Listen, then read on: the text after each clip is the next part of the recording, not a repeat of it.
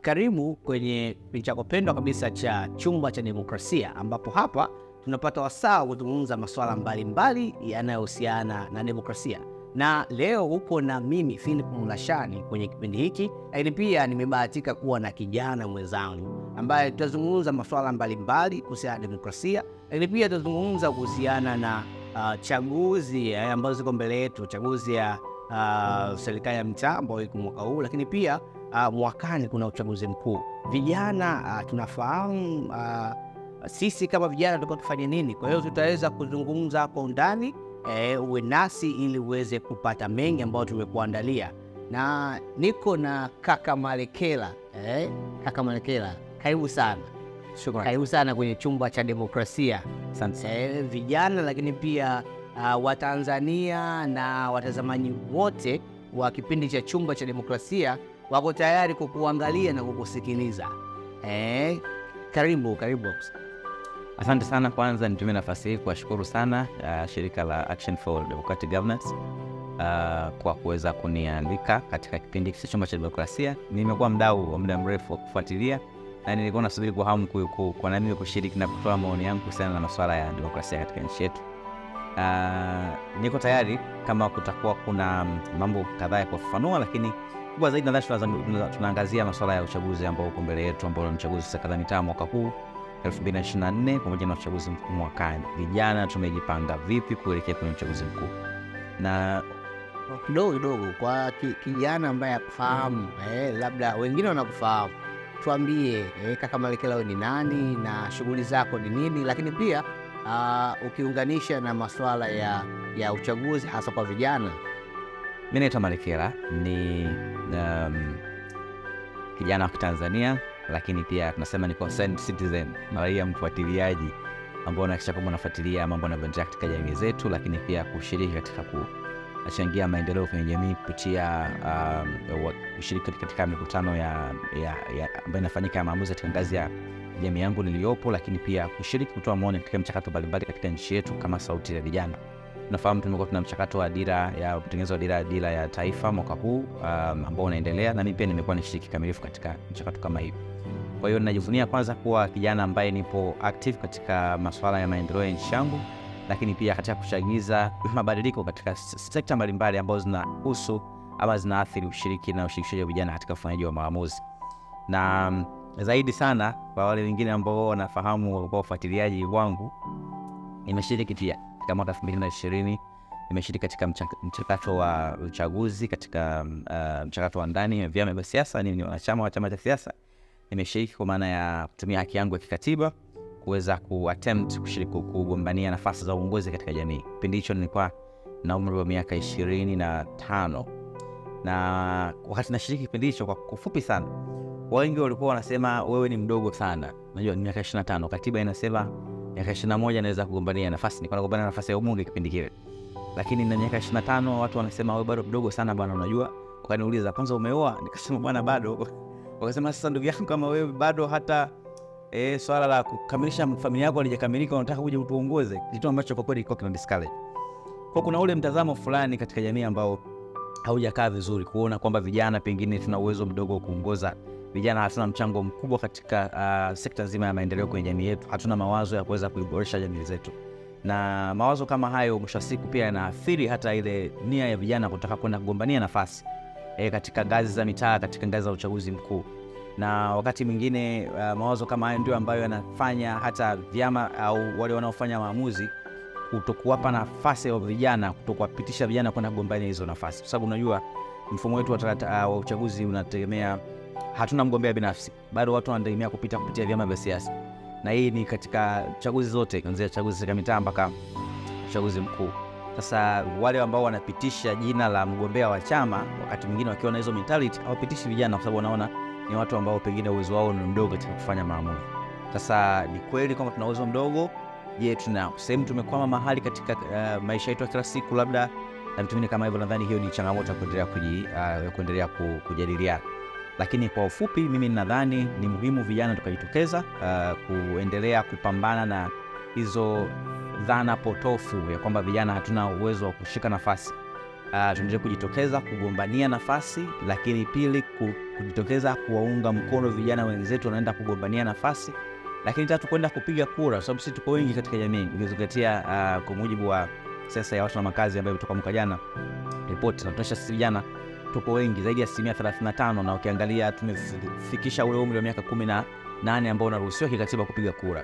Kwa hiyo tukijitokeza kwa wingi kupiga kura, kufanya maamuzi, na zaidi sana kufanya maamuzi ya kuwapa nafasi vijana wenzetu, hii itakuwa inabadilisha ule mtazamo mkubwa wa kwamba vijana pengine tuko nyuma katika masuala mazima ya uongozi. Kuna kitu umesema hapa, dhana ya umri. Je, kuna ukweli kwamba umri fulani ndio mzuri kwenye kugombea au ni propaganda tu ya kuweza kuwakwamisha vijana?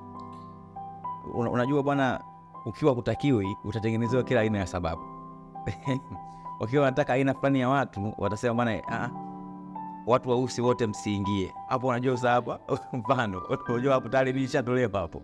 Kwa hiyo kuna katika kipindi cha uchaguzi kuna vitu vingi kidogo, lakini sana sana ni kutaka kufanya exclusion, watu fulani wasipate nafasi. Lakini katiba yetu inasema miaka 18 mtu anaweza kupiga kura, kufanya maamuzi ya kupiga kura.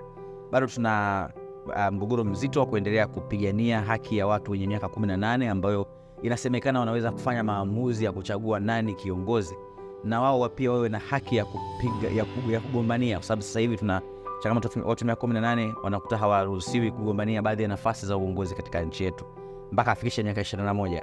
Kwa miaka 18 anaruhusiwa kuchagua, lakini mpaka 21 ndio unaruhusiwa kugombania. Kwa nadhani hilo libidi tulifanyie kazi. Na unajua tatoa tu mfano mdogo. Kwenye mfumo yetu ya vyama vya siasa kuna youth wing. Nikisema youth wing ni kama nini? Mabaraza ya vijana. Yes, mabaraza ya vijana. Kwenye mabaraza ya vijana mle unaruhusiwa kugombania nafasi ya mwenyekiti wa taifa wa baraza la vijana ukiwa na miaka 18. Sasa tufanye assumption tu ndogo, akili tu ndogo za kawaida. Ukiwa na miaka 18 unaruhusiwa kugombania nafasi yote ikiwemo nafasi ya mwenyekiti. Sasa fanya assumption umeshinda nafasi ya mwenyekiti ukiwa na miaka 18. Ukiwa mwenyekiti wa baraza la vijana, kwanza unaingia kwenye vikao vya kamati kuu ya chama ya taifa. Sio, unanielewa vizuri? Yaani wa taifa. Nazungumzia mtu wa taifa. Yes.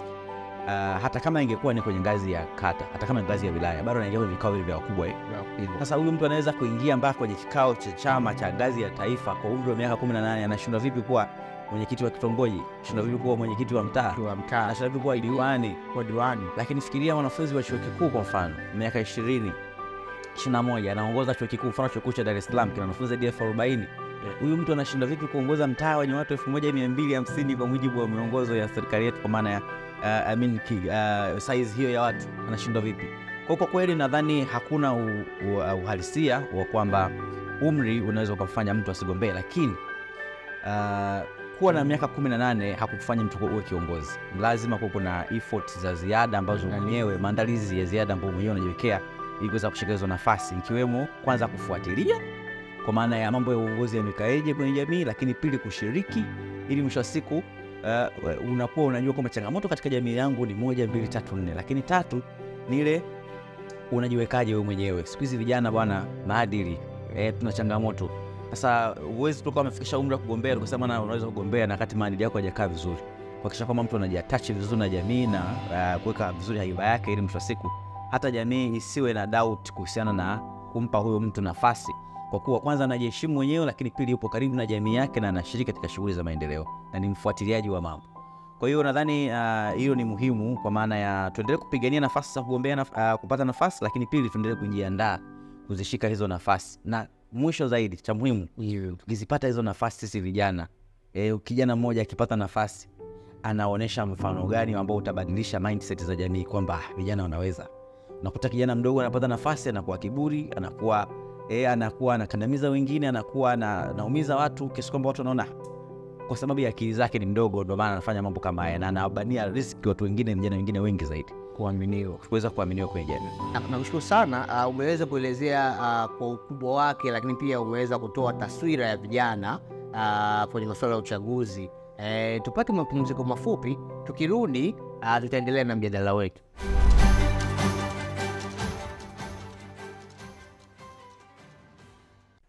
Karibu tena kwenye kipindi chako pendwa kabisa cha Chumba cha Demokrasia, na kama nilivyokuambia, leo tumebahatika kuwa na kijana Malekela, kijana machachari kabisa, balozi wa vijana huyu, na ameweza kutuambia mambo mengi sana, lakini kuhusiana na experience ya vijana kushiriki uchaguzi. Sasa umeweza kuelezea namna ilivyo, lakini pia kuna changamoto. Vijana wengi wamekuwa wakionekana kama wakitumika aidha na vyama, lakini pia wakitumika na wanasiasa kwa ajili ya kuvuruga chaguzi mbalimbali. Wewe kama kijana unasemeaje swala hilo? Kwa sababu nao imekuwa shida. Muda mwingine unakuta labda kuna mgombea fulani, mgombea X anaenda kugombea pale, wanatumwa vijana labda wafanye fujo, wakachukue fomu ovyo ovyo, au muda mwingine wasababishe tu imani kula zigawanyike. Kwa upande wako unaonaje? Sasa hilo lina mambo mawili. Kwanza, sasa hivi tuna shida kubwa ya watu kutaka kuwa chawa wa watu wengine.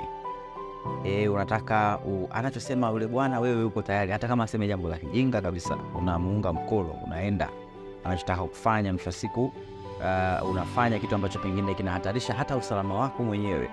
Kwa nadhani jambo ambalo tunabidi tuwe makini nalo sana vijana sasa hivi ni sisemi ni vibaya, lakini tuwe makini sana na swala zima la mtu kuwa chawa wa mtu mwingine. Lakini wengine wanatumia mgongo kwamba wale ni magodfather wao. Unanisema na kuelewa. Sasa godfather lazima uwe una kitu, unasema JK anasema akili za kuambiwa changanya na za kwako. Anakwambia nini godfather?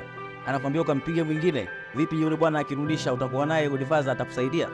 Akikupiga ukafa hapo hapo inakuwaje? Ukitolewa macho unafikiri utatoa mwingine? Hapana, lazima mtu uwe una akili ya kuweza kuchanganua kwamba hili jambo ambalo linaambiwa hapa na hawa watu ambao pengine ninawaunga mkono au pengine ninawapigania maslahi yao, kwa kweli si jambo ambalo ni jema. Kwa naomba vijana wenzangu wawe makini na swala la kusapoti viongozi au watu wanasiasa kipindi cha uchaguzi. Ni vizuri kusapoti kulingana na jinsi unavyoona, unavyofikiria, anavyozungumza, anavyochambua sera zake, anavyonadi sera zake, ukasupport by reason, sio tu umesupport kwa mkumbo tu bila kujali mtu anafanya kitu gani. Lakini hilo la kwanza. Jambo la pili, ni vizuri tukaitambua nafasi zetu kwenye jamii. Vijana kwanza, vijana tuko wengi kwenye jamii, vijana ndio tuna changamoto nyingi zaidi, yani tuna mahitaji mengi ambayo tunahitaji kuweza kuyapata kwenye jamii yetu.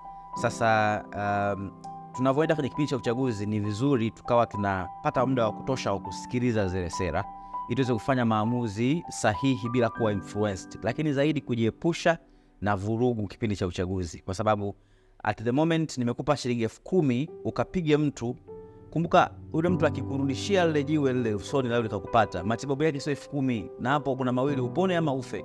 Na yule ambaye amekupa hiyo pesa huenda asiwepo katika muda huo ambao unapata maumivu. Kwa hivyo muhimu vijana tukawa makini kwenye kushiriki kwenye uchaguzi na tukaepuka vurugu za aina yoyote, mwisho siku sisi kaleta maafa kwenye jamii zetu.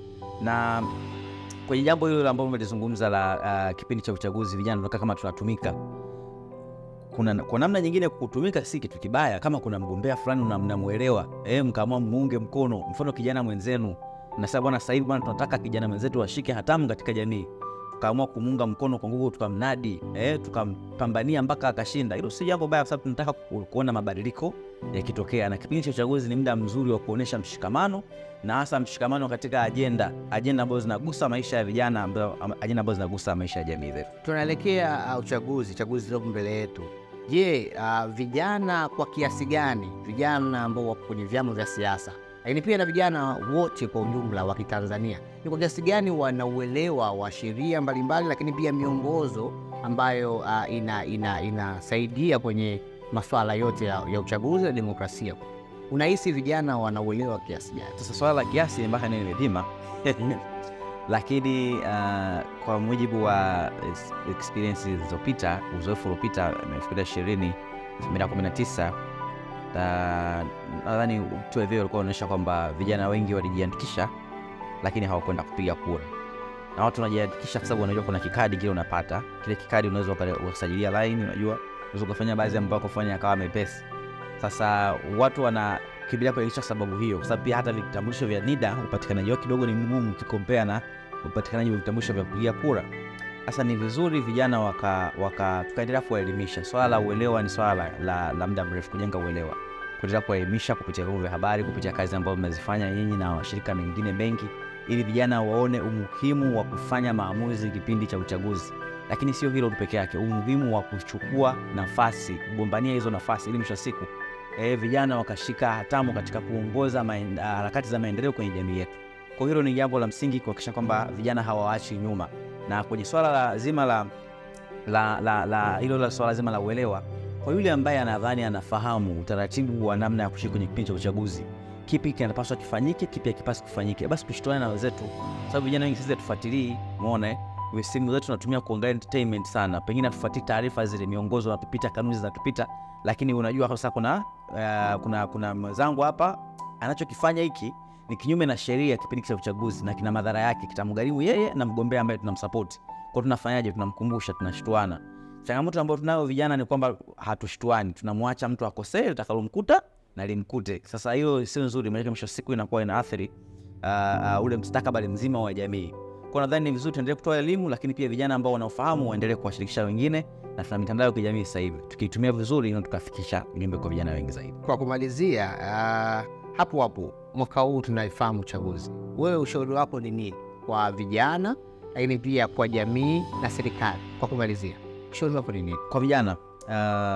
Tujiandae kushiriki kwenye uchaguzi mkuu na uchaguzi wa serikali za mtaa. Serikali ya mtaa mwaka huu, viongozi wa serikali ya mtaa wanaamua vitu vingi sana. Wanaamua kuhusu amani na usalama wa mitaa yetu, wanaamua kuhusiana na namna gani mchakato wa upangaji wa bajeti katika mitaa yetu na kuweje. Yaani vitu vingi sana viko pale kwenye serikali ya mitaa. Tujiandae kushiriki uchaguzi, kuchagua viongozi ambao wanafaa kwa ajili ya maendeleo ya mitaa yetu, lakini pili, kugombania nafasi za uongozi katika maeneo. Na hii si tu uchaguzi wa serikali ya mtaa, na mpaka mwakani kwa upande wa serikali. Najua kwa uchaguzi huu wa serikali ya mitaa ni karibu sana, inaweza ikawa ni ngumu, lakini kwa uchaguzi mkuu ambao unakuja mwakani, hebu iangalie namna ya kuweza kuondoa vikwazo kwa ajili ya vijana kugombea nafasi. Ikiwezekana vijana wa miaka 18 waweze kugombania nafasi, sababu wana uwezo wa kupiga kura. Kwa nini wasipigiwe kura hao vijana? Lakini pili, ikiwezekana vyama vya siasa vipewe specific quota, wakia fulani wa lazima, kwamba bwana unapopitisha majina ya wagombea basi asilimia kadhaa wao vijana, ili mwisho siku tuondokane na vyama vya siasa kupitisha watu ambao sio vijana, na mwisho siku tunajikuta tuna vijana wachache kwenye vyombo vya maamuzi. Bila kuwa na specific quota ni ngumu sana kuweza kuongeza ushiriki wa vijana kwenye vyombo vya maamuzi, kwa sababu mchakato huu unatokana na vyama vya siasa. Kwa ni vizuri tukaona namna gani ya kuweza kuweka huo utaratibu, ili mwisho siku ushiriki wa vijana uweze kuongezeka. Lakini zaidi sana uchaguzi wetu uwe wa amani, fanya uchaguzi wa amani, uchaguzi wa hoja. Na cha mwisho cha kumalizia, kuna wale vijana ambao wanapanda kwenye majukwaa ya vyama vya siasa, ama kupiga kampeni ama kufanya chochote kile, wana nyadhifa. Ni vizuri tukachunga midomo yetu, kwa sababu kauli ambazo tunazitoa kuna wakati mwingine zinaleta excitement ya watu kutaka kuchochea vurugu kwenye jamii. Sasa unakuta kijana mie mdogo miaka 25 26 afa anaongea vitu vya ajabu. Ni vizuri tukachunga kauli zetu, ili mwisho siku uchaguzi wa dakika wa mwezi mmoja usiathiri maisha yetu marefu. Kuna maisha kila baada ya tukio, kuna maisha baada ya uchaguzi, na ni marefu sana. Asante sana kaka, shukrani sana. Tunashukuru sana kwa kushiriki kwenye Chumba cha Demokrasia. Karibu sana. Kwa kufikia hapa tumefikia tamati ya kipindi chetu kwa siku ya leo, na kumbusha tu tulikuwa na kaka yetu Malekela, lakini kwa mimi Film Mnashari, na nikushukuru sana kwa kuweza kufuatilia mazungumzo haya, lakini pia usisite au usiache kuendelea kufuatilia kwenye mitandao ya kijamii kwa kupitia Action for Democratic Governance, ambao ni Facebook, Twitter au X, lakini pia kule Instagram, lakini pia kwenye YouTube. Unaweza kuendelea kufuatilia kupitia Democracy Room. Huko utaweza kupata nondo nyingi sana. Asante sana, siku nyingine tukutane tena.